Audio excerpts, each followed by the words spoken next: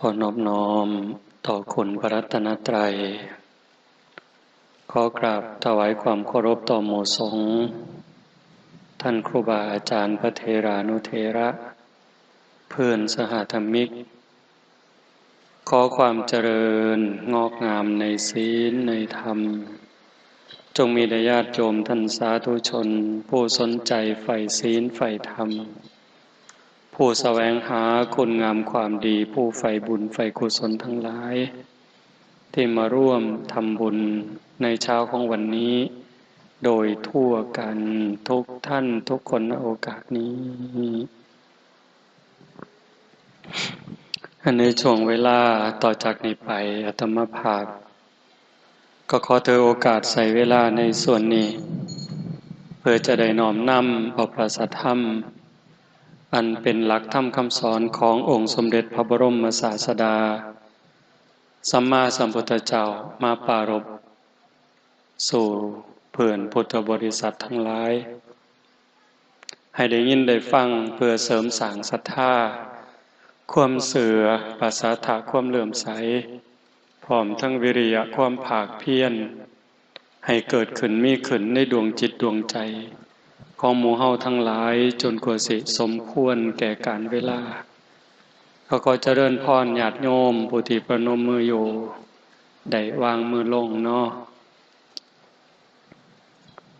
นั่งในท่าที่มันสำบายกายนำสำบายใจนำห่มผ้าซะเอาออกมาห่มก็ถือเป็นเรื่องธรรมดาขันบ่หนาวเฮาก็ว่าฝนสิบ่ดีร้อนก็ถามหาหนาวหนาวก็ถามหาเย็นสิเอาอีกเอาพอดีก็จักพอดีมันอยู่บนไหนใกล้เข้าใจว่านี่คือธรรมชาติอากาศภายนอกมีร้อนมีหนาวบัดภายในใจเฮาเด้ก็มีร้อนคือกันมีเย็นคือกันมีสงบมีวุ่นวายของภายนอกควบคุมบ่ได้แต่ว่าภายในนั้นคันผู้ใดได้ฝึกได้ฝนได้อบได้ร่มได้ทำความเข้าใจก็สามารถจะควบคุมความร้อนให้ลดลงความวุ่นวายให้สงบลงด้วยเหตุนี้แหละพี่น้องญาติโยมชาวบ้านโพนทองบ้านไก่ผู้ใฝ่ในบุญในกุศลผู้หักในคุณงามความดีผู้หวังความเจริญรุ่งเรืองแห่งจิตวิญญาณก็จังได้ตุ่มได้โฮมกันเฮ็ดงานปฏิบัติธรรมขึ้นมาเว้าหลายๆทีว่าเฮาเฮ็ดงานแนวนี้บ่แม่นว่าเฮาสิเฮ็ดงานเอาบุญอย่างเดียวเบื้องต้นเฮาก็คิดว่าเฮ็ดงานเอาบุญนั่นล่ะบุญสื่อว่าความสุขความสงบความดีความงามนำมาซึ่งความสำเร็จในชีวิตสิ่งที่เฮาหวังเฮาอยากได้ในเรื่องราวของความถูกต้องดีงามที่มันสิเป็นไปได้สมหวังอย่างคิดอันนั้นคือบุญเป็นผู้ส่งเสริมเป็นผู้ชักใยเป็นผู้กำกับอยู่เบื้องหลังแต่พอโดนไปหลังจากเฮาได้ศึกษาได้ยินได้ฟังได้ประพฤติปฏิบัติได้ทำความเข้าใจก็ยกระดับจากงานบุญธรรมดามาเป็นงานศึกษางานเรียนรู้งานฝึกงานฝนงานอบรมบ่มจิตบ่มวิญญาณสูงขึ้นไปกว่านั้นเข้าใจหลายกว่านั้นงานจังสี่คืองานสิขูดเก่าเผาล้นถอดถอนกิเลสตัณหาความโกรธความหลง ความอิจฉาริษยา อาฆาตพยาบาทจองเว้นหน่อยเหนือต่ำใจที่มันเคยข่มเหงดวงจิตดวงใจนี้ให้มันอ่อนกำลังลงยกจิตที่มีภูมิศีลภูมิธรรมให้สูงกว่าอารมณ์ของโลกหลวงปู่ชาเพิ่นเว้าคำหนึ่งคนหลงโลกคือคนหลงอารมณ์คนหลงอารมณ์ก็คือคนหลงโลกกะแม่นอีหลีหลงหักหลงสร้างหลงดีใจหลงใดหลงมีนั่นก็คือคนหลงโลกติดอยู่ในโลกจมอยู่ในโลกจมอยู่ในวัฏสงสารถามว่ามันผิดอยู่มันก็บ่ผิดแต่ว่าพระพุทธเจ้าสอนให้เฮาย่านโทษภัยของวัฏสงสารโทษภัยของการเวียนว่ายตายเกิดเพราะว่ามันหาความแน่นอนบ่ได้ต่ำสุดถึงอบายนรกเวจีสูงสุดจนถึงภวกพรหมเวียนวนไปมาหาความแน่นอนหาความปลอดภัยอันใดบ่ได้คันเฮาหลงอารมณ์ของโลกรักโกรธเกลียดกลัวก็อยู่ซ้ำนี่ล่ะเที่ยวขึ้นเที่ยวลงหาความแน่นอนอีหยังให้เจ้าของบ่ได้คันผู้พิจารณาเห็นโทษของอารมณ์เหล่านั้นเฮาก็สิถอนบ่ได้บ่เสียบ่บวกบ่ลบบ่ขึ้นบ่ลงอาตาปีสัมปชาโนสติมาวินยะโลเกอวิชชาโทมนัสสังมีความเพียรมีสติมีสัมปชัญญะถอนความพอใจและความไม่พอใจในโลกออกเสียได้เป้าหมายสูงสุดไปพุ่นนะโยมแต่คันเฮาไปบ่ทันได้ตามความเข้าใจบ่ทันถึงก็อาศัยเป็นงานบุญมันก็บ่แม่นบ่ดีเด้มันก็ดีบักอย่างหลายคำว่าบุญคำว่าคุณงามความดีนะเฮ็ดให้เฮาอยู่ในโลกนี้ได้อย่างบ่ทุกข์บ่ร้อนบ่ลำบากจนเกินไปคำโบราณเพิ่นจังว่าคันสิเที่ยวทางเวิงให้หาห่มบังหัวคันสิเที่ยวทางไกลไถถงให้มีพร้อมคันสิไปทางหน้าให้หาทิ้งบังใหญ่ตักน้ำไว้เต็มบังจังค่อยไปทิ้งว่าไว้บังใหญ่คือโตเฮาวัฏสงสารนั้นใหญ่ยาวข้าวเงินกองบุญสร้างกุศลแห่คิดหำทางหน้าพุ่นผัดยังกวงกว่าหลังศีลนั่นเป็นห่มกังคันยูใหญ่บังหัวท่านนั่นเป็นเสบียงใส่ถงให้มีพร้อมแม่นสิไก่ยาวเยินภาวนาตักน้ำใสไก่ปันไดกะบ่ยานทิ้งบังได้เติมเต็มปู่ย่าตายายเพิ่นสอนลูกสอนหลานเอาคำสอนของพระพุทธเจ้ามาเป็นกรอบเป็นขั้นล่องเป็นแสงสว่างหากเขายังหักการเวียนว่ายตายเกิดถึงว่าบ่ได้หักแต่มันสลัดบ่ออกมันไปบ่รอดพอมันถอดถอนกิเลสตัณหาออกบ่ได้ก็ขอให้อาศัยคุณงามความดีคันยังสิต้องเกิดต้องตายก็ขออาศัยบุญกุศลขั้นสิเที่ยวทางเวิงว่างกว้างไกลคือทงกุลากันแต่สมัยก่อนเพิ่นเอิ้นทงกุลาเอิ้นทงปูปาหลานตามาก็ได้ยินผู้เฒ่าเพิ่นเว้าบัดได้มาเห็นจังซี่ก็พิจารณาคันบ่มีกกยูคาบ่มีกอไผ่บ่มีกกกฐินนรงค์มันก็คือสิเป็นเดินอย่างเดียวกันแต่สมัยก่อนคันเฮาสิเที่ยวทางเวิงว่างทางเดินกว้างไกลแบบนั้นบ่มีต้นไม้กลางทะเลทรายแต่ว่าเฮาต้องย่างเพื่อให้มันขวมจากฝากนี้ไปสู่ฝากนั้นมันสิร้อนปานใดมันสิทรมานปานใด อาจสิตายกลางทางก็ได้แต่ว่าการเตรียมตัวการเตรียมเนื้อเตรียมตัวสำหรับการสิเดินทางข้ามทะเลทรายข้ามทินที่เวิ้งว่างบ่มีต้นไม้บ่ฮู้ว่ามื้อใดสิก้าวข้ามสิผ่านพ้นไปได้การเตรียมตัวก็ต้องมีเทิงคันห่มคันยูเทิงห่อข้าวเทิงห่อน้ำแดดร้อนมากก็กั่งคันห่มขึ้นฝนตกมากก็กั่งคันห่มกันแดดกันฝนกันคันห่มกลางแดดร้อนบ่โยมร้อนคือกันแต่มันบ่ร้อนแห้งเพราะมันมีสิ่งกั้นสิ่งบรรเทาผ่อนหนักให้เป็นเบาฝนตกเปียกบ่กังขนมเปียกคือเก่าแต่มันบ่เปียกแห้งละอองฝนตัวมันสาดตัวมันปิวเข้ามาก็เปียกผ้าเปียกแพร่เปียกเนื้อเปียกตัวได้แต่ก็บ่โชกไปคือกับ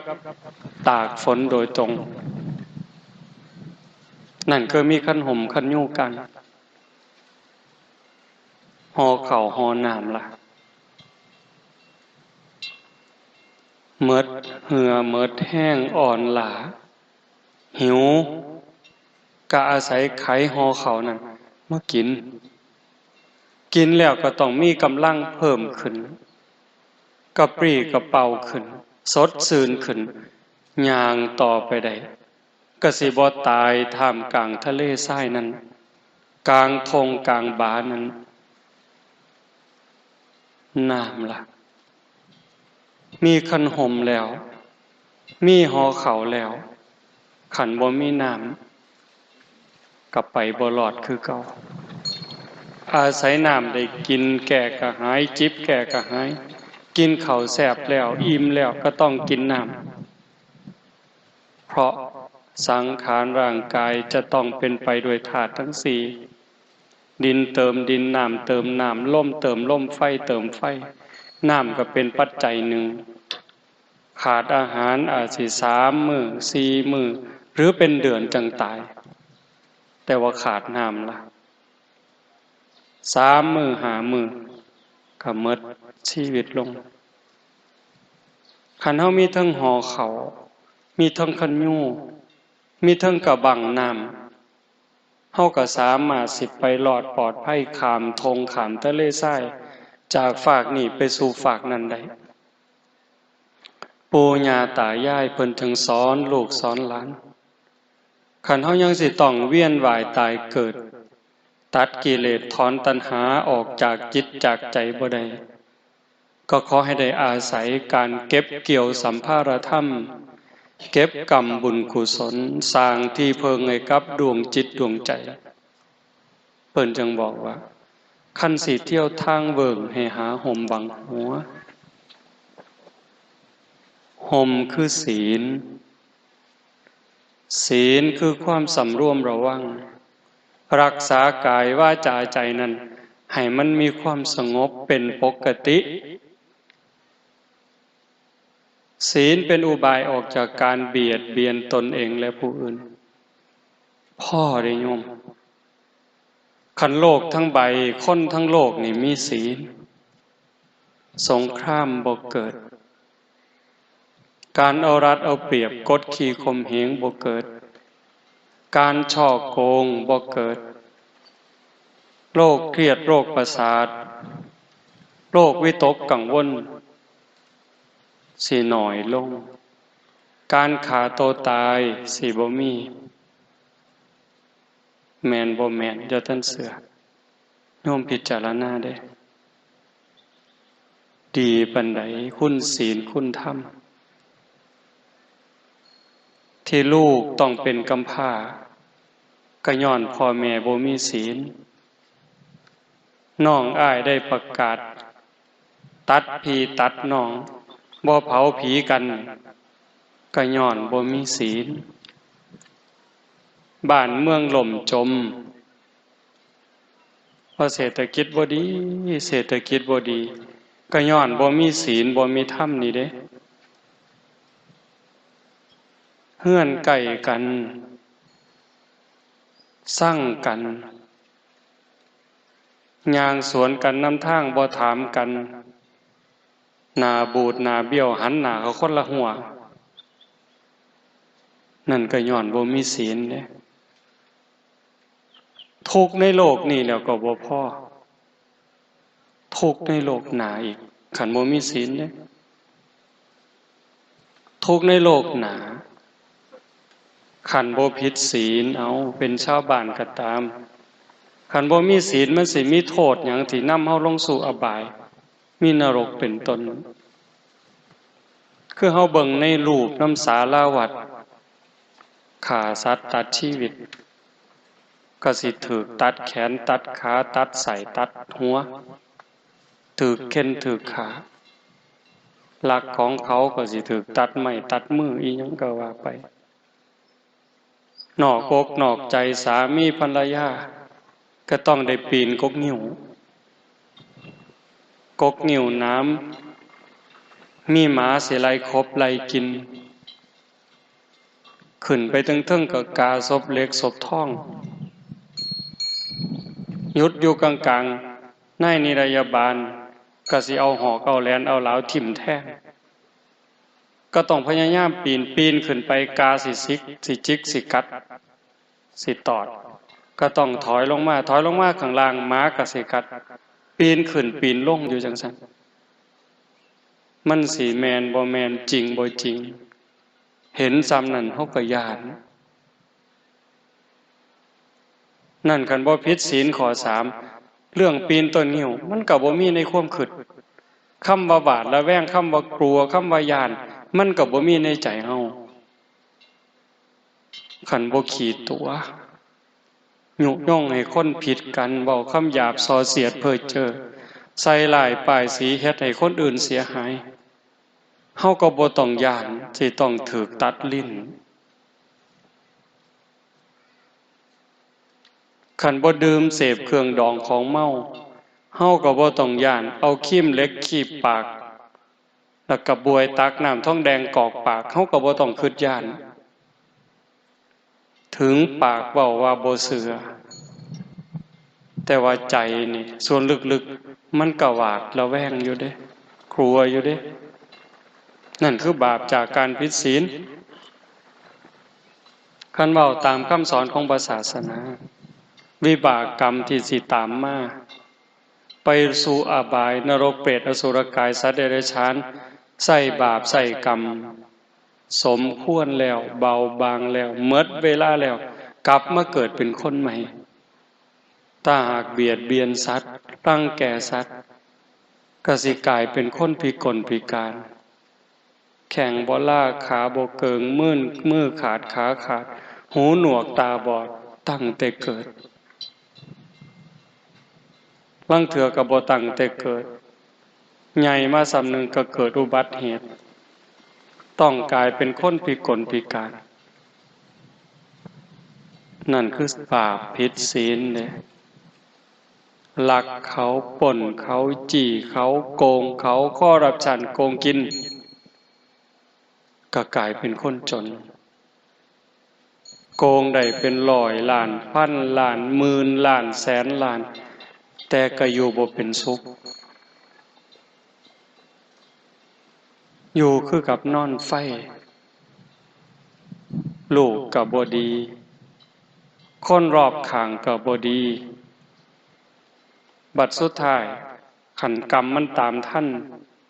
บุญเก่าสร้างไว้บ่หลายแน่ภพชาติปัจจุบันก่อนตายก็ต้องเป็นคนล่มละลายหมดมือหมดตีนดีบ่ดีถูกจับยัดใส่คุกใส่ตารางตายคาคุกเห็นบ่ของเล่นซะบ่ผิดศีลผิดธรรมคันผิดศีลข้อ3นอกอกนอกใจสามีภรรยาอาจสิว่ามวลอาจจะว่าเจ้าของคักแต่ว่ามันต้องลบต้องซ่อนบางเทื่อก็อายคนบางเทื่อก็ขายหน้าค่ำกระแทกแดกดันจากคนอยู่ไก่อยู่เคียงมันต้องมีอันใดอันหนึ่งทิ่มแทงความรู้สึกอยู่หั่นล่ะหาความสุขที่แท้จริงบ่ได้ดีบ่ดีบัดหมดสภาพ ลูกเก่าเมียเก่าหอนเมียใหม่ผัวใหม่อาจสิฆ่ากันตายก็ได้ย้อนหึงย้อนหวงย้อนควบบ่พอใจในโลกปัจจุบันเนี่ยชีวิตปัจจุบันอาจสิต้องถือเข็นถือขาสารพัดแต่สิเป็นดอกข้อ4คือกันเด้คันผิดศีลผิดธรรมโดยคำปากคำเว้าถูกฟ้องล้มละลายย้อนเว้าดูถูกเขาข้อหาหมิ่นประมาทนี่บ่ดีก็ถือเขาฆ่าตายย้อนเว้าครับเว้าบ่เป็นศีลบ่เป็นธรรมขัดจิตขัดใจกันเห็นบ่ย้อนดื่มเสพเครื่องดองของเมาก็จังเกิดอุบัติเหตุเจ้าของเจ็บเองป่วยเองพิการเองดีบ่ดีก็ถึงตายลูกกำพร้าเกิดปีหนึ่งจักพันคนจักหมื่นคนโยมบ่ย้อนเหล้า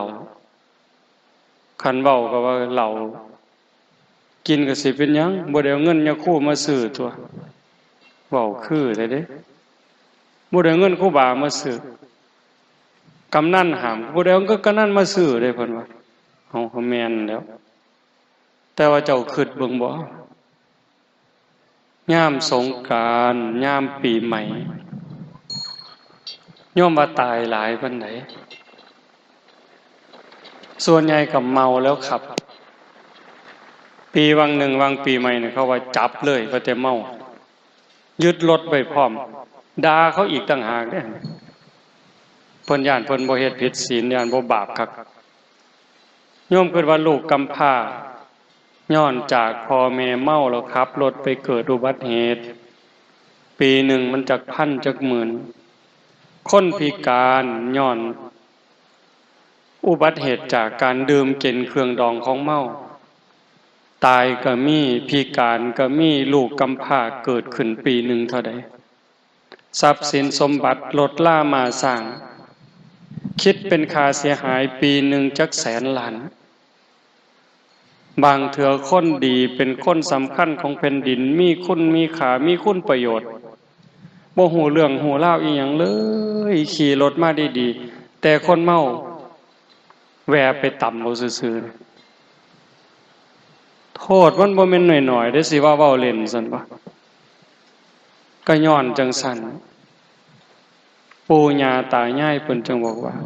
ให้มีศีลนั่นเป็นห่มกังคันยูใหญ่บังหัว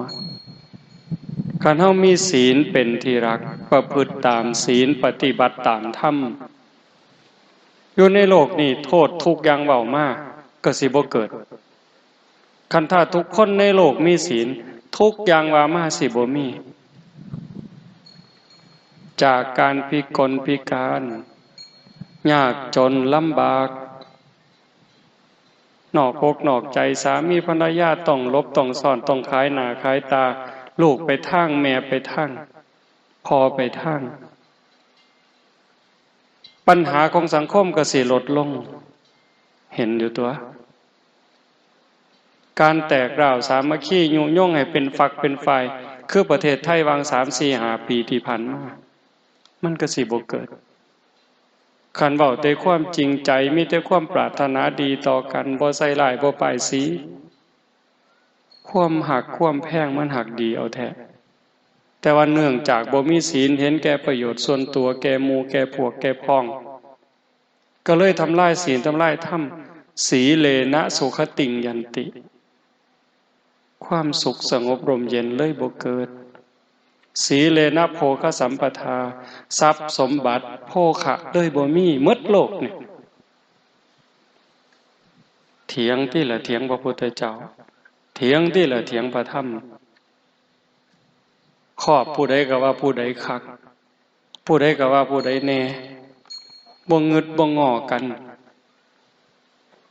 สุดท้ายก็ว่าเดือดร้อนทั้งโลกเห็นบ่เพิ่นจังสอนให้มีศีลมีธรรมเป็นเครื่องป้องกันภัยบุญเป็นเครื่องชำระบาปศีลนี่ป้องกันบ่ให้มีบาปล้างบาปป้องกันบาปเกิดมาชาติใหม่ก็สวยก็งาม รูปร่างดีสวดทรงดีผิวพรรณดีสติปัญญาเฉลียวฉลาดทุกสิ่งทุกอย่างศีลเป็นเครื่องดลบันดาลเป็นเหตุเป็นปัจจัยให้สิ่งเหล่านั้นมันเกิดมันมีร่างกายดีสวดทรงดีโรคภัยไข้เจ็บหน่อยอายุยืนเห็นบ่ศีลนั่นเป็นห่มกั่งคันยู่ใหญ่บังหัวสิเกิดอีกจักภพจักชาติก็สิเป็นหยังคันเฮามีศีลมีธรรมได้สร้างบุญเอาไว้เกิดมาชาติใดก็งามขึ้นกว่าเก่าดีขึ้นกว่าเก่าสุขภาพแข็งแรงกว่าเก่า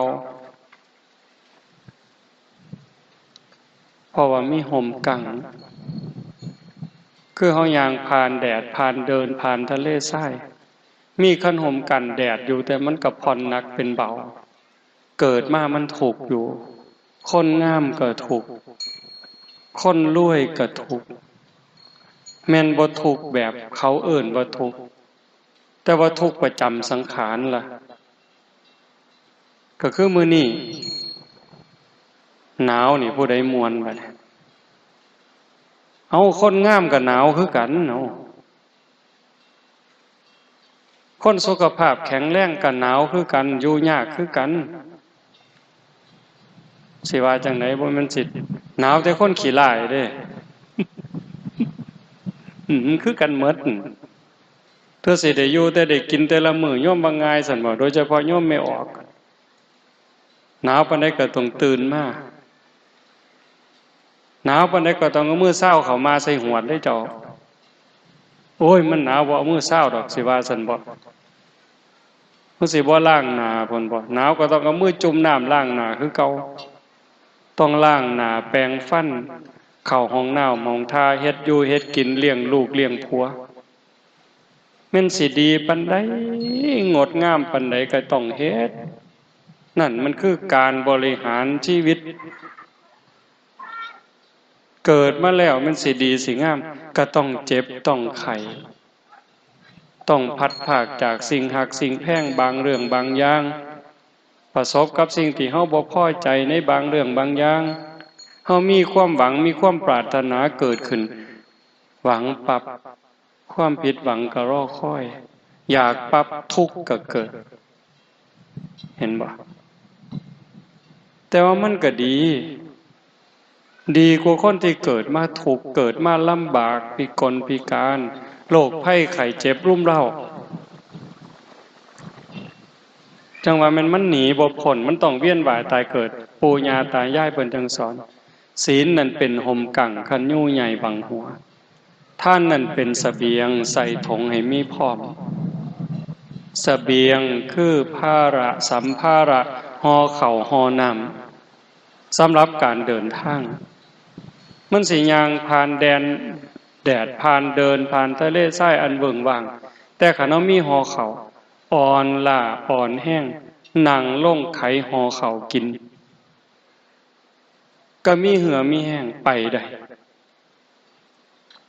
คนที่ทำบุญให้ทานหูจักแบ่งหูจักปันให้ปรับก็มีความสุขได้แม่นบ่แม่นโยมก็หูได้ใส่บาตรหน้าบ้านหน้าเฮือนได้ใส่ข้าวเป่าข้าวในดอกซื่อๆก็สำบายใจคุณธรรมขอนี่มันเกิดนี่คนบางคนบ่ได้ให้ทานนี่อยู่บ่เป็นเด้บ่ได้ใส่บาตรบ่ได้จังหันคือมันขาดอันใดอันหนึ่งชีวิตเป็นบ่สมบูรณ์ในมื้อนั้นก็แม่นได้ให้ได้แบ่งได้ปันสำบายใจเป็นจังสันอีหลีในปัจจุบันมันก็ส่งผลจังซี่แต่คันเว้าถึงการเวียนว่ายผู้ใดให้ทานอานิสงส์ของการให้ทานสิเฮ็ดให้เป็นผู้ร่ำผู้รวยมีโภคทรัพย์มีสมบัติคนพาลไม่ให้ทานเพราะกลัวยากจนนักปราชญ์บัณฑิตเพิ่นเว้าคนพาลคือคนโง่คนหลงคนไม่เข้าใจ บ่ยอมให้ทานบ่ยอมแบ่งปันย้อนย่านเจ้าของทุกข์ย่านเจ้าของหมดย่านเจ้าของบ่มีคนพาลไม่ให้ทานเพราะกลัวยากจนแต่บัณฑิตชนกลัวยากจนจึงขนขวายในการให้ทานบัณฑิตคือผู้หูผู้มีปัญญาย่านเจ้าของทุกข์เจ้าของยากบ่มีอยู่บ่มีกินกะจังพากันเฮ็ดบุญให้ท่านคือญาติโยมทั้งหลายเนี่ยเฮามาทำบุญนี่บ่แม่นย่านพ่อแม่บ่ได้กินได้บ่แม่นย่านพระบ่ได้ฉันจังหันเด้เฮามาเฮ็ดให้เจ้าของเฮ็ดปั๊บสบายใจปั๊บมีความสุขใจปั๊บยังอ่านไปข้างหน้าชาติหน้าภพหน้าเกิดชาติใหม่สิได้มีอยู่มีกินสิบ่ทุกข์บ่ยากเคยได้ยินอยู่ตัวพระอนุรุทธะไปเล่นล่องขนมกันแบบเล็กหน่อยขนมแสบๆไปเล่นมาได้ก็สู่หมู่บ่ได้ก็ต้องเอาขนมให้หมู่บ่ได้กินแล้วว่าขนมมันแสบบัดเจ้าของได้ซิมเบิ่งก็เลยมาขอแม่ต่อว่าแม่ขอกินขนมก็ย้อนจังสันเพิ่นก็เลยอธิษฐานไว้ตั้งแต่อดีตชาตินั่นเนาะเกิดชาติใดพบใดคำว่าบ่มีอย่าให้เกิดขึ้นอย่าให้มีกับผู้ขาคำว่าบ่มีอยู่บ่มีกินอย่าให้เกิดขึ้นจักเถื่ออย่าให้ได้ยินคำว่าบ่มีนี่บัดสุดท้ายไปเล่นแผ่หมู่สู่หมู่บ่ได้มาเอาขนมแม่บ่มีขนมให้เรายื่นหมอเป่านี่ให้บัดไปเปิดออกมันก็มีขนมทุกเที่ยวบุญเด้อหั่นคนที่เขาห่างเขามีเขาร่ำเขารวยนั่นคือเขาได้ทำบุญให้ทานไว้ก่อนเฮาได้เป็นซ้ำเฮาพ่อมีอยู่มีกินก็เกิดจากการได้ทำบุญได้ให้ทานได้แบ่งได้ปันดีบ่ดีมันเกิดในภพชาติปัจจุบันนี้เด้อโยมแต่มาว่าเคยเว้าสู่ฟังล่ะก็เฮาได้ทำบุญในสถานที่ที่คนมีธรรมสิเป็นพระสงฆ์องค์เน้นเป็นญาติเป็นโยมก็ตามสถานที่ที่อบรมธรรมปฏิบัติธรรมคือบ่องจังสี่โน่นโพ้นท่องเนี่ยสงฆ์องค์เน้นพอขาวแม่ขาวได้มาร่วมกันฝึกหัดขัดเกลาจิตใจตนเองเฮาได้นำข้าวน้ำสามปลาโภชนาอาหารที่เกิดจากหยาดเหงื่อแรงงานแม้นมันสิหน่อยนิดก็ตามแต่มันเป็นของชอบธรรมได้มาแล้วโดยธรรมน้อมบูชาแต่พระรัตนตรัยถวายพระสงฆ์หมู่ใหญ่อุบาสกอุบาสิกาผู้มีศีลให้ด้วยความศรัทธาให้ด้วยความเคารพให้ถือการถือเวลาให้ด้วยจิตหวังอนุเคราะห์แล้วก็ให้ด้วยการบ่ได้เบียดเบียนผลมันเกิดความสุขใจความอิ่มใจมันมีเด้โยมเห็นอยู่แล้วได้ให้คนได้แบ่งปันเฮามีความสุขยิ่งให้คนที่เฮาฮักให้คนที่เฮาศรัทธามันเกิดความเอิบอิ่มเรื่องทรัพย์สมบัติที่มันสิตอบสนองย้อนมานั่นตามากะเสือพอเฮาได้ให้ปั๊บเคยบอกให้ฟังบางเถื่อไปทำบุญในสถานที่ที่มีครูบาอาจารย์พระสงฆ์องค์เน้นเพิ่นประพฤติปฏิบัติทำบุญ 2,000 กลับมาหอดวัดมีคนเอาเงินถาถวายเป็นแสน200,000ออกดอกบ่กุ่มมือสตางค์ละบาทให้สตางค์หนึ่งได้มาบาทหนึ่งป่านนั้นเด้แล้วมันก็ยังมีหลายกว่านั้นคันบอกให้ฟังเดี๋ยวโยมสิอยากได้นำเลยบ่เว้า มันเห็นอีหลีเหรอโยม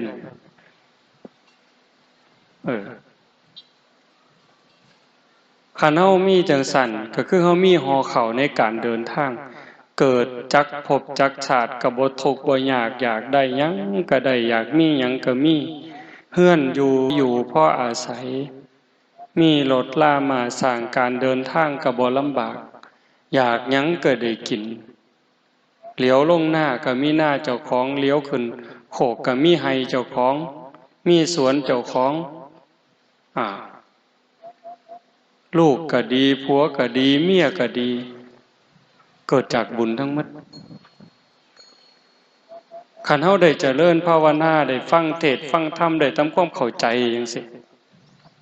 สิมาเกิดจักภพจักชาติก็ตามก็กลายเป็นคนมีสติมีปัญญามีความเฉลียวฉลาดรอบคอบบ่หลงเหล่บ่หลงเหลี่ยมบ่โดนโกงบ่โดนเอาเปรียบคันคนบ่ฟังเทศน์ฟังธรรมบ่ได้เจริญภาวนาก็โง่ไปนะถูกตัวถูกต้มนักเข้าไปกว่านั้นปัญญาอ่อนนั่งอยู่ใส่น้ำลายเหงื่อหยดอยู่กันคือบ่กันน่ะดังนั้นการได้ฟังเทศน์ฟังธรรมบ่แม่นเรื่องเล่นอันซุ่มบ่พอปัวนี่เพิ่นว่าของฟรีนี่บ่มักฟังเทศน์บ่มักของฟรีฟังเทศน์กับฉีดยาวัคซีนที่แท้การฟังเทศน์นี่เฮ็ดให้เกิดปัญญาถามซุ่มแม่ใหญ่พ่อใหญ่ที่นั่งอยู่นี่โง่วันใดฟังเทศน์คันเทศน์ธรรมคำสอนของพระพุทธเจ้าเด้เว้าเรื่องราวของชีวิตเรื่องความเป็นจริงเกิดแก่เจ็บตายทั้งที่เรื่องเฮาฮู้เด้เกิดแก่เจ็บตายเนี่ยเกิดเป็นทุกข์จังใดแก่เป็นทุกข์จังใดเจ็บเป็นทุกข์จังใดตายเป็นทุกข์จังใดเกิดทางร่างกายเป็นทุกข์จังสี่เกิดทางสังขารทางความคิดทางความรู้สึกอุปาทานน่ะทุกข์อีกแบบใดคันเฮาเข้าใจจังซั่นแม่นสิเจ็บสิไข้ล้มหมอนนอนเสื่อแต่ว่าใจสำบายใจบ่กังวลฮอดเวลาคนที่เฮาหักเฮาแพงสามีก็ตามภรรยาก็ตามลูกหลานพ่อแม่ล่วงลับจากไปแล้วเฮาบ่ถูกฟูมฟ้ายน้ำตาจนกระทั่งขาดสติสัมปชัญญะก็บ่เกิดกับคนได้ฟังธรรมได้ทำใจไว้ก่อนธรรมเนี่ยเป็นเครื่องนำออกจากทุกข์ได้ธรรมะคือความจริงธรรมะคือความถูกต้องธรรมะคือธรรมชาติธรรมะคือหน้าที่ธรรมะสูงสุดเป็นเครื่องนำออกจากทุกข์โยมไม่ออกเฮานี่ผู้ปฏิบัติธรรมอยู่สามีจากไปขันว่ามีธรรมเป็นอย่างไรเข้มแข็งปานใดเจ็บไข้ได้ป่วยขันว่ามีธรรมสิเข้มแข็งซ้ำใดกายป่วยใจป่วยบ่พอตายก็ตายนี่แต่ว่าคันจิตใจเข้มแข็งล่ะอาจจะมีน้ำหูน้ำตาเป็นเรื่องธรรมดาพระอริยเจ้าระดับโสดาบันก็ห้องไห้พระอานนท์ก็ห้องไห้นายสุทัศน์ก็ห้องไห้นางวิสาขาก็ห้องไห้จนผมเปียกคือว่าแต่ว่าหูท่านถอนจิตถอนใจท่านบ่ฮักจนเป็นบ้าน้อมก็เห็นว่าคนฮักจนเป็นบ้าบ้าสำไรบ้าจนตายผู้สาวนอกใจก็ฆ่าตัวตายเอาผู้บ่าวนอกใจก็ฆ่าตัวตายเอาบ้าสำไรบ้าจนตายเลยสั่งแล้วบัดนี้สั่งก็สั่งจนตายคือกันแค้นจนตายก็อักเลือดตายมันบ่พอดีแต่ขันมีปัญญาปั๊บเป็นเรื่องธรรมดาดอกเกิดขึ้นตั้งอยู่ดับไปมีความเปลี่ยนแปลงเป็นธรรมดาบ่มีอีหยังสิเป็นของเฮาที่ยั่งยืนถาวรเมื่อวานอาตมากลับมาจากสกลมาพักเทศน์อยู่ยโสพระเพิ่นก็มาเว้าเรื่องนั่นเรื่องนี้สู่ฟังเรื่องหมู่กันซึกเว้าไปเว้ามาก็บ่เป็นตาอยู่ห้วยเฮาบ่ได้ส่วนหมอนั่นมาเกิดเด้อล่ะเว้ยเกิดมาแล้วก็บ่ได้ส่วนหมอนั่นมาบวชนำกันเด้บวชแล้วก็บ่ได้ห้ามหมอนั่นศึกเด้อล่ะเพราะฉะนั้นก็แล้วแต่สิไปสิยากหยังแห้งเด้อเอาจังซั่นบ่เอาจังซั่นเด้อเว้ยก็เข้าใจดีล่ะคันใส่ธรรมะเข้ามาปลอบประโลมใจ ก็เห็นว่าทุกสิ่งทุกอย่างบ่มีอิหยังเที่ยงแท้เกิดขึ้นแล้วก็ตั้งอยู่ดับไปทุกข์ก็บ่เที่ยงสุขก็บ่เที่ยงได้ก็บ่เที่ยงเสียก็บ่เที่ยงสมหวังก็บ่เที่ยงเสียใจก็บ่เที่ยงคันมันเที่ยงแท้แน่นอนเนี่ยห้วยผัวตายเมียตายพ่อตายแม่ตายห้องไห้มันสิบ่5 ปีก็ยังห้องไห้อยู่คือเก่านี่มันเฮ็ดจังได๋เนาะก็เห็นสภาพความเป็นจริงจังซี่ว่าหมู่บ้านเนี่ยแต่มาคิดจากหัวจักมันคิดจังได๋ดอกหมู่กันมากล่าวแล้วก็ยับมาไกลๆเบิ่งห้อยบ่ยับไปนะเพิ่นว่าสิเป็นหยังเด้อนี่ห้อยยับมาเบิ่งบ่ยับดอกเป็นหยังอาตมาก็เทิงเว้าเทิงหัวก็บ่เคยคิดแบบนั้นบ่เคยเว้าแนวนี้นะยับมาเบิ่งไกลๆเพิ่นก็บ่ยับมาดอกโดนเติบนั่งเศร้ามีแห้งอาตมาก็เลยย่างอ้อมไปทางหลังเลี้ยวเบิ่งหัวโอ้โหหัวงอกแล้วเว้ยวะเฒ่าโยมคิดหลายอยู่เด้ไปอยู่พม่าบ่ได้โกนผมเลยเห็นผมงอกเจ้าของก็เลยสิเบิ่งหมู่ผู้ใดไปนำกันหลายแน่แล้ว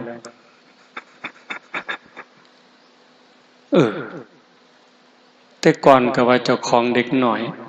แต่มาเริ่มอีหลีโยมอาตมาเริ่มนับอายุเจ้าของนับอายุเจ้าของนี่จำได้ว่าตอน23ตอน25จากนั้นลืมเลยลืมนับโอ้มันลืมแม่โยมข้าแต่เฮ็ดเวียกข้าแต่เฮ็ดงานจนลืมนับอายุเจ้าของโอ้บัดวาง 2-3 มื้อเห็นผมงอกเฮ้ยว่ะ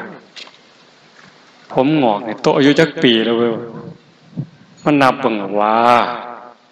มันเป็นปู่คนแล้วตัวมันเป็นพ่อใหญ่แล้วเด้นี่โอ้มันแม่นแนวหาวแล้วเด้อโตเด้อว่ะต้องเฝ้าเตรียมเนื้อเตรียมตัวแล้วบอกแต่โยมได้ว่าสิเหลือเวลาอีกจักมื้อจักวันจักเดือนจักปีแต่ว่าเจ้าของเพิ่นลืมนับเห็นบ่นั่นก็บ่เที่ยงสังขารร่างกายก็เปลี่ยนแปลงอยู่ตลอดคันเฮาได้ฟังธรรมจี้จุดให้เฮาได้เบิ่งความเป็นจริงของสังขารของชีวิตของร่างกายของโลกของธรรมอยู่บ่อยๆการปลงจิตปลงใจว่างจิตว่างใจให้ยอมรับความเป็นจริงก็ยอมเกิดขึ้นเฒ่าก็มีคุณค่าเฒ่าก็มีความสุขร่างกายอ่อนล้าร่างกายเฒ่าแก่แต่จิตใจหนุ่มกระชุ่มกระชวยย้อนศีลย้อนธรรมแม้กระทั่งล่มหมอนนอนเสื่ออยู่ในโรงพยาบาลป่วยแต่กายหากจิตใจมีธรรมยิ้มแย้มแจ่มใสรักษาโรคภัยไข้เจ็บหายได้แต่มายกตัวอย่างหลายคนล่ะโยมเคยได้ยินนะหลวงพ่อปัญญานันทมุนีเจ้าอาวาสวัดชลประทานเป็นมะเร็งลำไส้หมอเขาขีดเส้นตายบ่เกินมิถุนายน2553มื้อนี้หลวงพ่อแข็งแรงหมอซุมมาหลวงพ่อสิตายหลายคนมื้อนี้แข็งแรงทำการทำงานได้ปกติไปงานนิมนต์ได้ตลอดนั่นคือเพิ่นรักษาใจนักสำใดโยมว่าเว้าภาษาเฮานี่เอาถงขี้ถงเหงียวออกมาไว้นอกท้อง3 ปีใส่เนี่ยออกมาไว้ทั้งนอกใส่ถงไว้ทั้งนอกนี่วางปี56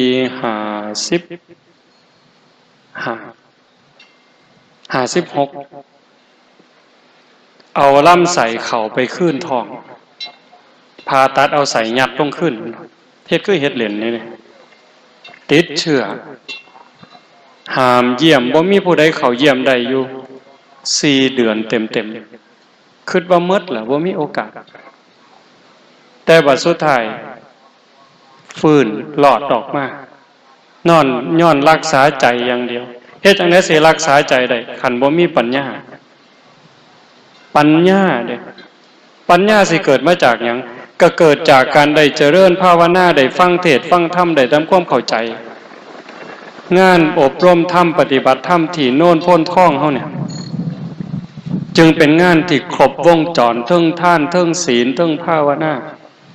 คันจะเว้าถึงบุญนี่มันเต็มที่อยู่แล้วเต็มที่บ่เว้าเล่นเด้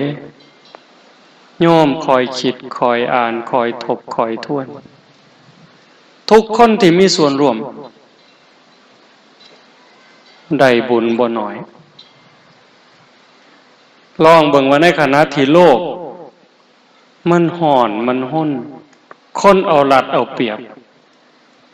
บ่มีระเบียบวินัยบ่เคารพกฎหมายบ้านเมืองบ่เคารพกติกาสังคมบ่เคารพศีลบ่เคารพธรรมลูกบ่เชื่อฟังพ่อแม่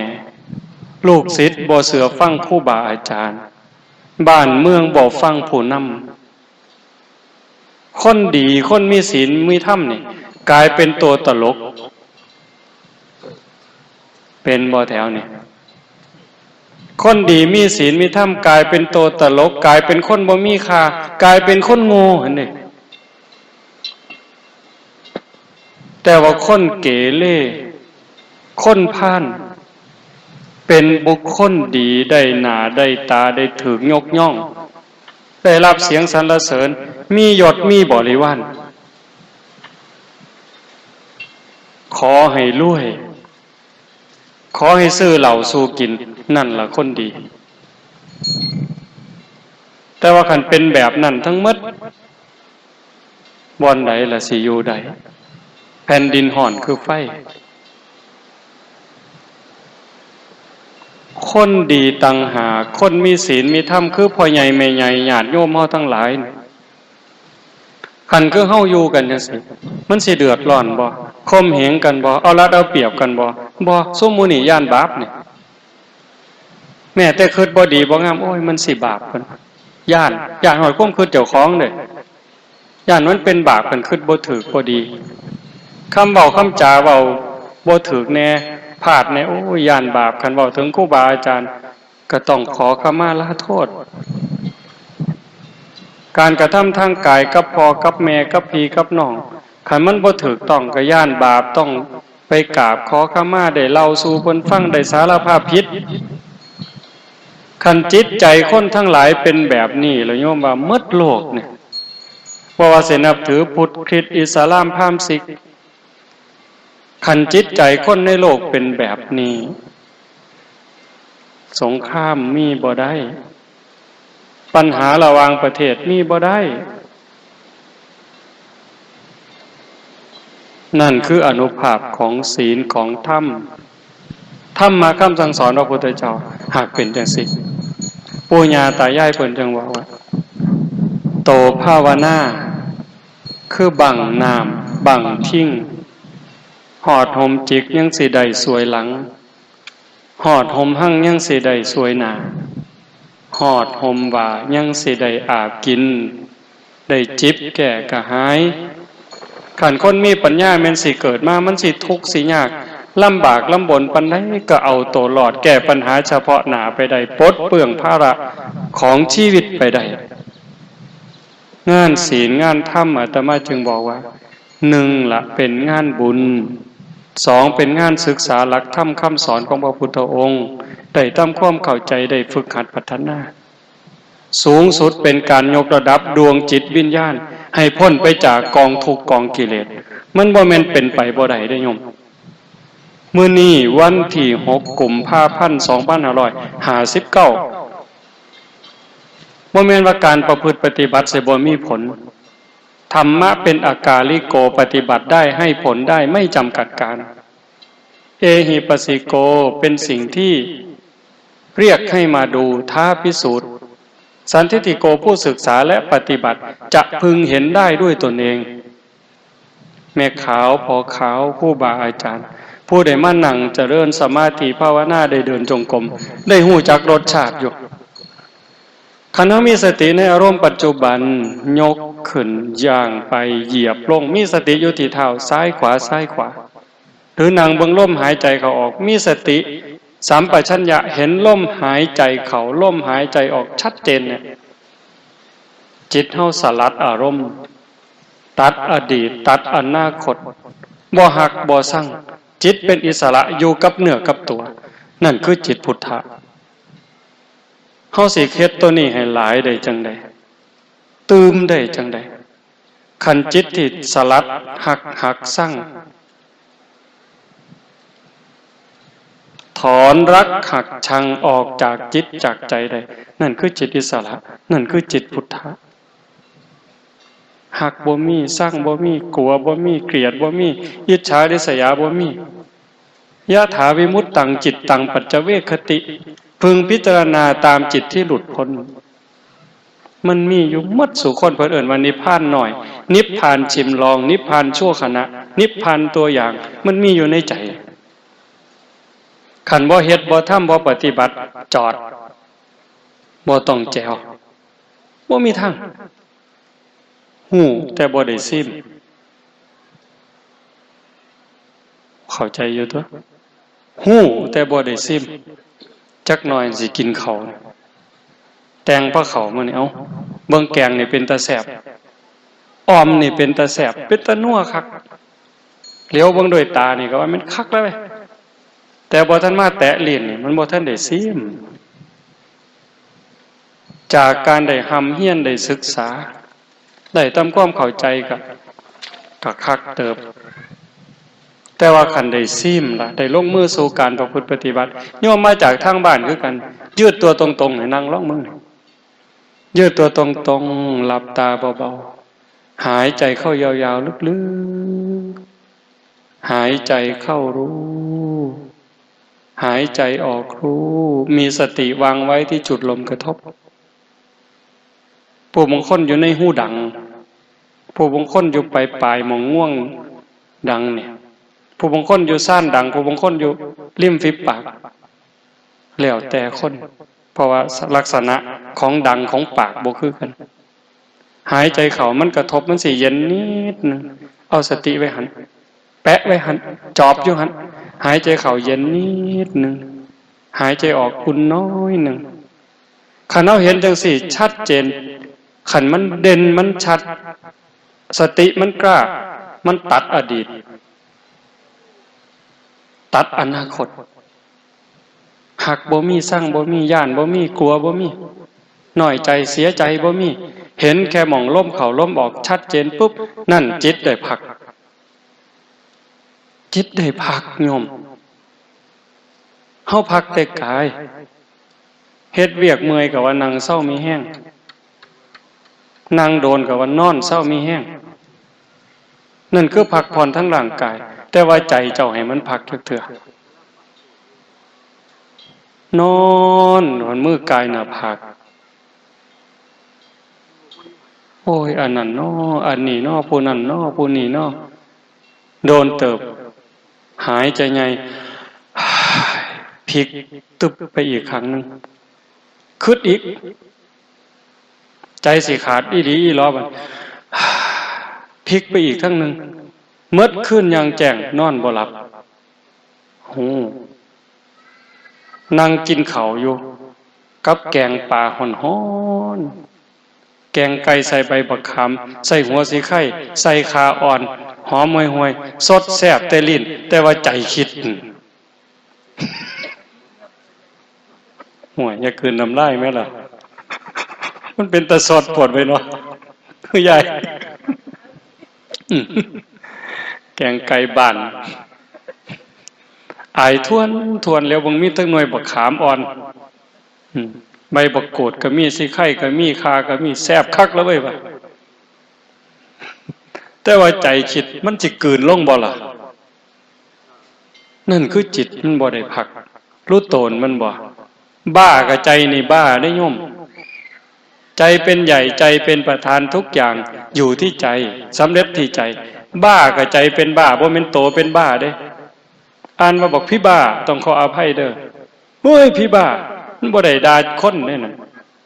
บ่ได้ด่าร่างกายเด้แต่ว่าคนบ่ฮู้เรื่องก็ว่าแต่บ่ด่าเอาโตมันนั่นเด้แต่ว่าจริงๆน่ะใจมันเป็นบ้าใจมันสุขใจมันทุกข์ใจมันร้อนใจมันเย็นใจมันดีใจมันหายคันว่าใจดีล่ะเพิงได้โอ้ยพ่อใหญ่นั่นเราปากหายซื่อๆดอกหน้าเราหายซื่อๆแต่ว่าใจเราดีเป็นจังได๋บัดนี้ไผญาตินั้นว่าใจดีบ่มีผู้ใดญาติแน่นแต่ว่าโอ้ยอีนายอันนั้นเบิ่งหน้าเบิ่งตาเบิ่งรูปเบิ่งร่างงามปานนางฟ้าแต่ว่าใจดำไม่ไงคันเขาว่าเจ้าใจดำแล้วเจ้าสิว่าเป็นจังไดบัดนี้งามซื่อๆดอกแต่ว่าใจดำหมดสภาพเลยบัดนี้บ่มีผู้ใดอยากใกล้ใจให้ขี้อิจฉาใจหมดเลยเฮ็ดจังได๋สิมันได้พักได้ผ่อนนะงานนี่คืองานพักผ่อนจิตพักผ่อนใจพักผ่อนวิญญาณมันจึงเป็นบุญว่าเว้าบางนึงหั่นทุกคนเพราะว่าพ่อครัวแม่ครัวลูกเต้าเราหลานเลิกโรงเรียนมาหั่นผักหั่นหญ้ามาเป็นหมู่แม่ป่าพ่อลุง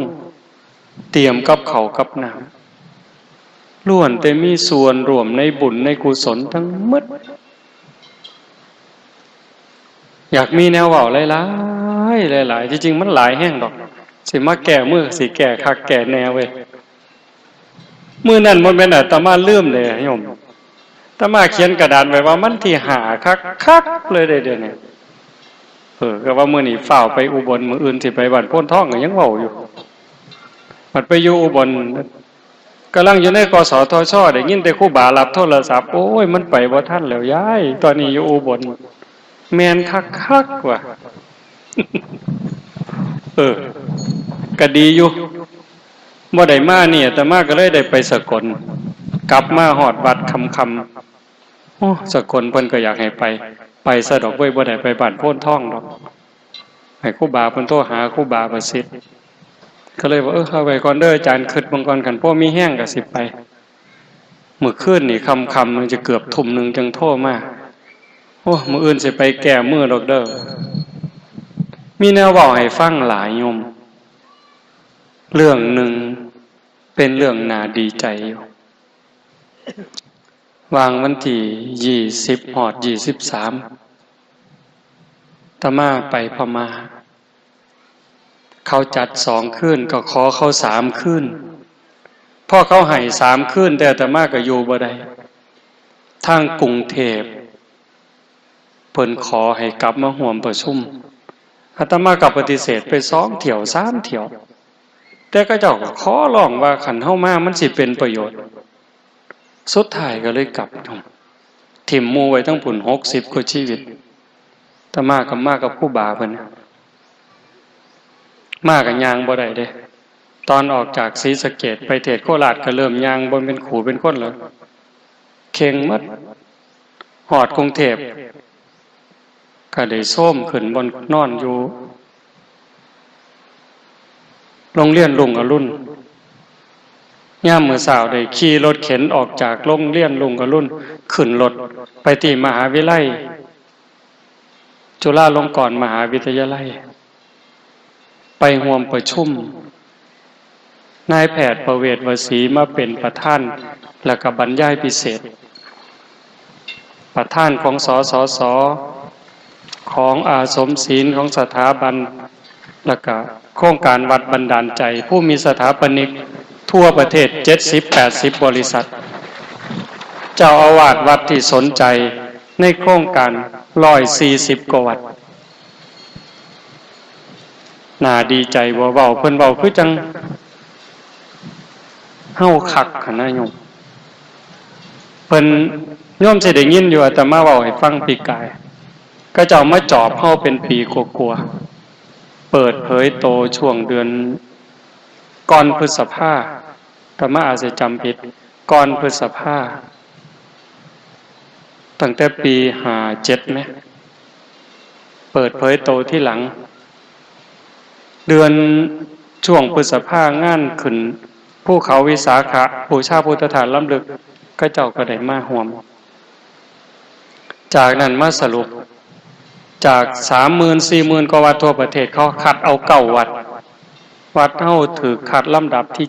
7ภาคอีสานมี2วัดวัดถาดพนมกับวัดป่าโนนขุดหลม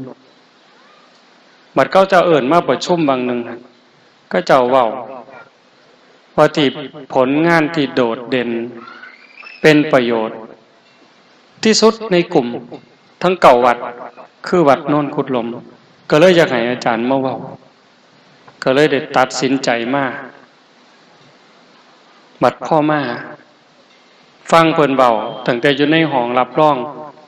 อาตมาก็นั่งในรถเข็นฟังเพิ่นเว้าผู้ใหญ่เพิ่นเว้ากันดีใจอยู่ดีใจหลายๆเรื่องผู้ปกครองประเทศผู้นำสูงสุดของประเทศไทยเนี่ยบ่บอกว่าผู้ใดแต่เพิ่นเว้าถึงกันว่าผู้นี้ห่วงใยพระศาสนาห่วงใยประเทศชาติห่วงใยผู้คนอีหลีแต่เพิ่นฟัง 3-4 คนที่มาร่วมเปิดงานในมื้อนั้นมาร่วมประชุมเพิ่นสิว่าแล้วแต่พี่หมอจะเอายังไงพี่หมอบอกด้วยเรื่องเล่าทุกเรื่องหลายๆอย่างบัดพ่อแต่เข้าร่วมประชุมเปิดงานประมาณ 3 โมงอาตมาได้เว้าเกือบ 4 โมงแล้วเป็นหยังเพราะมันเวลายืดยาวมันมีหลายรายการขึ้นไปแต่แรกๆก็ได้แนะนำตัวกันซื่อๆแล้วก็ลงมาก็นั่งมันเป็นหอประชุมมันคือโรงหนังน่ะเวทีใหญ่อยู่จังซี่เก้าอี้ก็ค่อยสูงขึ้นไปทางขึ้นทางลงก็มีตลอดแล้วแอมฟังทั้งสองข้างก็มีคนอยู่เต็มหมดนั่นพระเด่นๆดังๆในประเทศไทยว่าแม่นมากห่วย 50% พุ่นเด้บ่แม่นน้อยเด้พระที่มีผลงานมีชื่อมีเสียงที่เฮายอมรับเพิ่นเนี่ยหลวงพ่อประยุทธ์ก็ส่งลูกศิษย์มาทั้งพระทั้งโยมหลวงพ่อประยุทธ์โตเนี่ยบัดสุดท้ายอาตมาได้ขึ้นกลุ่มสุดท้ายกลุ่มแรกกลุ่มถาวรวัตถุโบราณสถานไหมกลุ่มที่2วัดในชุมชนเมือง3วัดกลุ่มละ3เฮาถูกจัดอยู่ในกลุ่มเผยแพร่พระพุทธศาสนาอย่างมุ่งมั่นมีคำว่ามุ่งมั่นพร้อมขึ้นไปหลวงพ่อปัญญานันทมุนีเจ้าคุณเจ้าอาวาสวัดชนประทานอีกรูปหนึ่งเจ้าอาวาสวัดศรีทวีเจ้าคุณจากนครศรีธรรมราชอาตมาพาเด็กน้อยผู้เดียวมองมันเกิดจุดตื่นเต้นคือแต่ละวัดเขาสิมีภูมิสถาปนิกที่มาออกแบบเป็นอาสาสมัครจ้างเขามาสมมุติว่าใจเขามาวัดมาโน่นโพ้นท่อง100,000เขาบ่มามื้อนึงมาซื่อๆนี่ยังว่าเบิ่งว่าสิเอากุฏิตั้งบนใดห้องน้ำไว้บ่อนใดให้เขามาซอยคิด100,000เขาบ่มาซ้ำซื่อๆนี่ล่ะบ่ต้องเสียกระดาษพอแผ่นบ่เสียปากกาพอขีดก็บ่มาแต่เขามาโดยใจมาซื่อๆพวกสมัครเขามาใหม่70กว่าบริษัทจะมาร่วมโครงการ8เจ้าอาวาสที่ว่าไปก่อนเว้าเรื่องส่วนใหญ่การก่อสร้างมีเงินมีทอง10 ล้าน100 ล้านหลวงพ่อวัดปัญญาเพิ่นก็เว้าปัญหาเพิ่นคือหม่องจอดรถบ่พอทุกวันอาทิตย์คนเข้าวัดประมาณ 5,000 คนต่อมื้อหม่องจอดรถบ่มีหลวงพ่อเพิ่นว่าปัญหาเพิ่นรีบด่วนคือต้องสร้างตึกจอดรถเฮ็ดจังได๋บัดนี้สถาปนิกก็ต้องคุยนำแต่ละกลุ่มแต่ละวัดบัดมาฮอดอาตมาเขาก็ถามทุกรูปเขาก็ถามโจทย์ของหลวงพ่อโจทย์ของพระอาจารย์คืออะไรบัดมาถามอาตมาโจทย์ของพระอาจารย์คืออะไรมีกี่ข้ออาตมาว่าข่อยบ่ฮู้ว่าข่อยมีโจทย์จักข้อคันนับเป็นข้อข่อยก็บ่ฮู้คันใช้มีข่อยเอาข้อเดียวขอบักใหญ่คือเฮ็ดจังไดคนในโลกนี่สิฮู้ว่าเจ้าของเป็นคนในโลกนี่สิฮักกันคนสิมีศีลมีธรรมได้จังได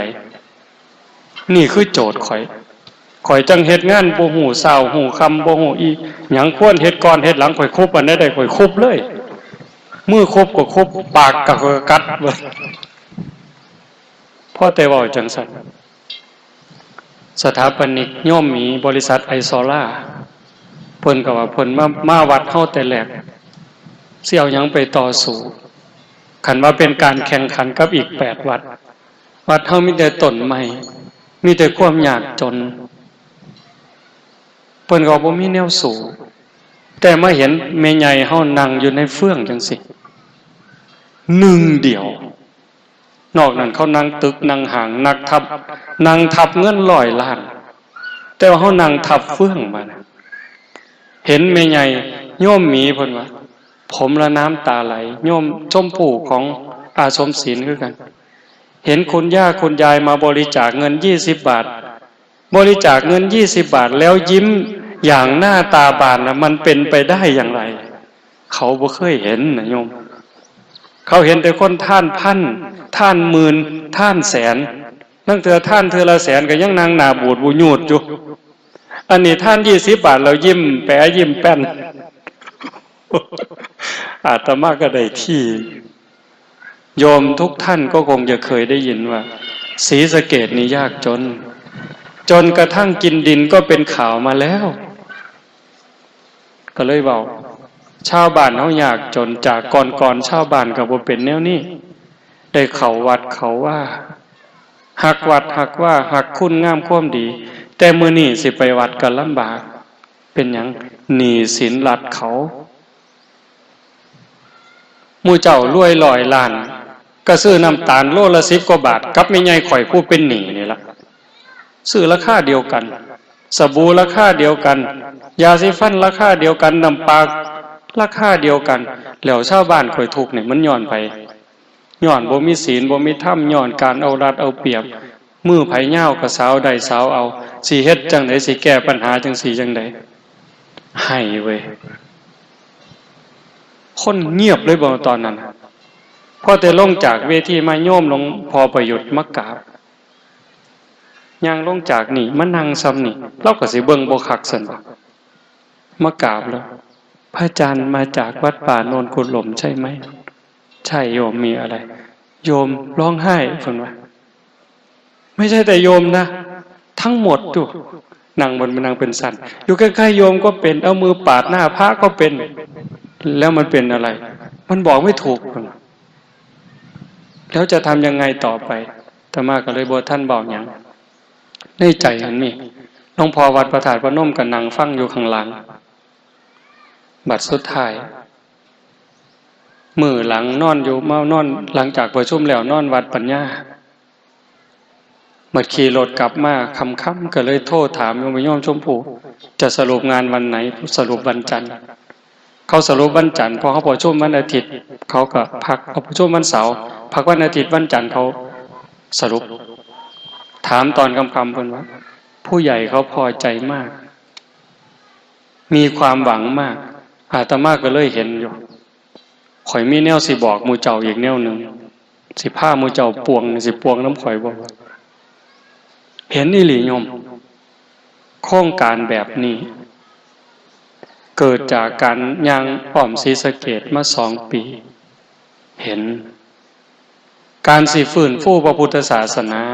ฟื้นฟูให้คนมีศีลมีธรรมสิเฮ็ดแนวใดแนวนี้ก็เป็นวิธีหนึ่งได้อีกแนวหนึ่งแต่มันอยู่กับหมอแนวมันสิได้หลายกว่านี้ย่างแต่ว่าเมื่อยเด้คืออาจารย์จะลั่นยางอันนั้นก็ได้หลายแต่มันเกินก็ได้อีกแนวหนึ่งแต่ว่าน้ำความคืออาตมาบ่ไปไกลอย่างอำเภอโพ้นทรายเฮานี่อ้อมอยู่นี่ล่ะจากตำบลนี่ไปตำบลนั้นอาจสิขามอำเภอไปแหน่เป็นหยังสิ่งที่เห็นปีกายเวลาเฮาไปพักบางวัดขอพักเพิ่นบ่อยากให้พักบางเทื่อเห็นหลวงปู่หลวงตาอยู่รูปเดียวหน้าออกพรรษาเนี่ยหลวงปู่หลวงตาอยู่ผู้เดียวนี่เหงาเด้ห่อเหี่ยวใจเด้โยมอย่าเอาเว้าเล่นเด้บางบ้านญาติโยมก็บอกหัวซาพระโอ้ยภาษาพระผู้เดียวนึงว่าหาแต่ไปก็ได้ดอกจังหันนั่นเพิ่นว่า ว้ายขันล่องเล่าบ่อยู่วัดหรือเจ้าเสียจังได๋รู้เว้ยก็ล่องบาเรื่องเบิ่งติล่ะกำลังใจนั่นสำคัญเด้หาว่าพระบ่มีหัวใจซั่นบ่เนาะหลวงปู่เนาะพาก็เอาคนมาเฮ็ดเด้แต่บัดเวลาเฮาไปเยี่ยมบางหม่องลางเทื่อก็บ่ทันเข้าใจ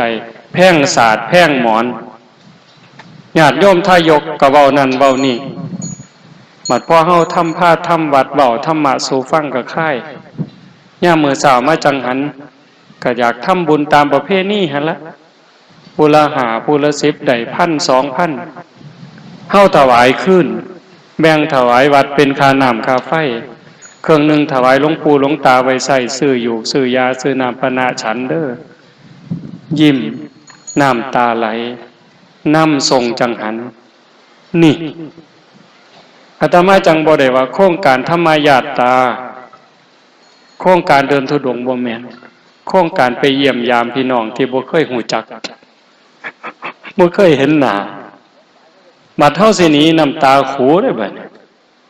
เกิดความหักความแพงความเป็นน้ำหนึ่งใจเดียวโยมวัดภูเขาท่องที่อาจารย์จรัญเพิ่นไปพักอยุธยาเพิ่นก็คิดว่าอาตมาย่างนำตลอดเพราะว่าครูบาเพิ่นมาย่างนำอาจารย์จรัญก่อนย่างอาตมาได้มาให้โอวาทมื้อนั้นเพิ่นก็ว่าสิไปแต่อาตมาบ่ได้ไปเยี่ยมจักมื้อปีนี้พอแต่เลิกจากประชุมมาออกข้างนอกอาตมาก็เว้าเรื่องนี้เพิ่นก็ว่าใช่พระอาจารย์วันที่คณะสงฆ์จะจากไปโยมร้องไห้ยิ่งกว่าแม่ตายอีกเพิ่นเพราะวัดเราวัดภูเขาท่องเพิ่นน่ะตั้งแต่ก่อนน่ะเขตวัดมันไปติดน้ำเจ้าพระยาแต่มันกลายเป็นวัดห่างมาประมาณ100 ปีบัดพอเป็นวัดห่างอิสลามมายึดเอาหน้าวัดติดกับน้ำนั่นกลายเป็นอิสลามไปครึ่งวัดมีเฮือนมีซ่านอยู่บัดคณะสงฆ์ไปพักคนก็เข้ามาดีใจได้มีความสุขโยมมีความรู้สึกเหมือนกับว่าเป็นวัดเดียวกันทั้งประเทศนั่นล่ะคือเป้าหมายนั่นคือเจตนาคันมีโอกาสประชุมอีกอาตมาก็บอกเพิ่นจะเว้าเรื่องนี้ให้สนับสนุนเรื่องนี้บ่ต้องไปเรียกร้องหรอกว่าขอศาสนาพุทธเป็นศาสนาประจำชาติอาตมาท้าเลยว่าเกิดมาอีก500ศาสตร์เจ้าก็บ่ได้บ่มีทางคันมันได้แต่หึงแต่เฮาสิเฮ็ดใจเฮาแนวใดตุ่มโฮมกันจังใดฮักกันจังใดแพงกันจังใดซอยเหลือเกื้อกูลกันจังใดคันอยากให้มันได้เป็นโตหนังสือมื้อนั้นเทศอยู่ราศีหักข้อค้นใส่หน้านกกดรถพวกอดีตสสมานั่งอยู่นำก็เว้าเรื่องนี้คนไทยหมดจังหวัดศรีสะเกษคน101หมด101ไปเรียกร้องก็บ่ได้ดอกโยมความคิดอาตมาเด้บ่มีทางใดคันมันสิได้มีทางเดียวสสย่ามมาหาเสียงนั่นจับมือถามเบิ่งข่อยสิเลือกเจ้าหมดหมู่ข่อยสิเลือกเจ้ารับปากได้บ่ว่าคันเจ้าได้เป็นแล้วเจ้าสิเว้าในสภาพว่าขอพุทธศาสนาเป็นศาสนาประจำชาติเจ้ารับปากข่อยบ่ซุ่มนั่นเว้ามันจังได้เฮาหมดจังหวัดก็บ่มีกำลังทอผู้เดียวเว้านี่แต่ว่าคันความเป็นจริงเนี่ยคันเฮาเฮ็ดจังซี่เด้อญาติโยมเด้อสรุปแล้วเด้คันเฮาเป็นอยู่จังซี่สอนลูกสอนหลานพาลูกพาหลานมาเฮ็ดมาทำพาเขาเข้าวัดเขาว่ามื้อวันเสาร์วันอาทิตย์วันหยุดให้ลูกหลานลงวัดลงว่าได้จังหันหูจักกราบจักไหว้สอนเขาว่าอันนั้นบาปอันนี้บุญอันนี้ดีอันนี้บ่ดีอันนั้นพระสงฆ์องค์เจ้าอันนี้แม่ป่าพ่อลุงปู่ย่าตายายให้มีความเคารพนับถือมีความอ่อนน้อมถ่อมตนมีความกตัญญูกตเวทีฮักวัดฮักว่านั่นคือการปลูกศีลปลูกธรรมปลูกลูกปลูกหลานเฮามีผู้หลักผู้ใหญ่มีผู้เฒ่าผู้แก่เป็นหลักใช้ไม่เท่าให้บ้านให้เมืองโยมกำนันก็เป็นหลักเป็นแก่นเอาใจใส่เรื่องศีลเรื่องธรรมผู้ใหญ่บ้านก็คือกันเฮาเป็นจังสี่ชุมชนเฮามันดีเป็นประเทศอันเหมาะสมเป็นประเทศอันสมควร ญาติโยมพี่น้องเฮาก็ถือว่ามีบุญได้มีกัลยาณมิตรเฮาเองก็มีสัมมาทิฏฐิมีความเห็นอันถูกต้องดีงามชัดเจนถูกต้องให้รักษาสิ่งนี้ทุ่มเข้าไปเทเข้าไปหักของเจ้าของนั่นล่ะเฮาสิรักษาศีลรักษาธรรมรักษาวัดว่าศาสนาไว้ได้จะเป็นสมบัติทรงสืบทอดไปฮอดลูกฮอดหลานก็ขออนุโมทนาสาธุกับญาติโยมกับครูบาอาจารย์พระสงฆ์องค์เน้นพระเดชพระคุณหลวงพ่อเจ้าคณะอำเภอโพ้นไส้ได้มาเป็นประธานเป็นกำลังจิตกำลังใจให้ลูกให้หลานทั้งฝ่ายสงฆ์ฝ่ายฆราวาสก็กราบขอบพระคุณขออนุโมทนาสาธุอีกเทื่อหนึ่งท้ายที่สุดก็ขออาราธนาอ้างอิงอำนาจแห่งคุณพระศรีรัตนตรัยคุณของพระพุทธเจ้าพระธรรมพระสงฆ์และอำนาจแห่งบุญกุศลคุณงามความดีที่มีทั้งหมดทั้งมวลในสากลและจักรวาลจงล้อมร่วมเป็นตบะเป็นเดชะเป็นพลวปัจจัยอำนวยหนุนส่งให้ญาติโยมทุกคนทุกท่านจงเจริญงอกงามในพระสัทธรรมคำสั่งสอนขององค์สมเด็จพระบรมศาสดาจนนำพาตนให้พ้นทุกข์พบสุขทุกที่ภารติการโดยทั่วกันทุกท่านทุกคนเถิดสาธุ